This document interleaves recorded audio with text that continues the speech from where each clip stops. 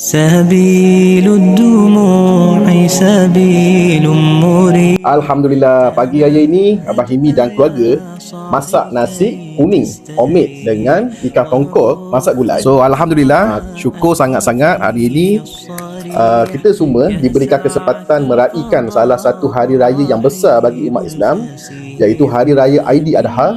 Dan hari raya ini teringat kisah Nabi Ibrahim yang diuji dengan perintah Allah untuk korbankan anaknya, iaitu Nabi Ismail. Walaupun ujian itu sangat berat, Nabi Ibrahim tetap taat, ikhlas dengan perintah Allah. Dan ketika Nabi Ibrahim nak korbankan anaknya, Allah telah menggantikannya dengan seekor kibas. Kisah ini mengajar kita tentang pengorbanan dan ketaatan kita kepada perintah Allah Subhanahu Wa Taala.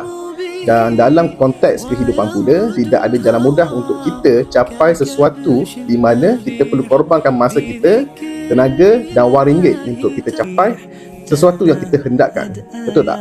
So kepada anda yang sanggup korbankan masa macam diorang ni untuk belajar macam mana nak jalankan online business dari rumah dengan cara yang betul sehingga dapat keuntungan 4 hingga 5 angka macam ni setiap bulan, klik link di bio sekarang. Boleh baca dan fahamkan dulu. Lepas tu isi je borang dan kita jumpa face to face di kelas online secara percuma sahaja. Boleh tak macam tu? Okey? So Abang Imi nak makan dulu. Lepas tu kita jumpa nanti. Assalamualaikum dan selamat Hari Raya Aidiladha. سبيل الدموع سبيل مريح تنهد يا صاحي كي تستريح.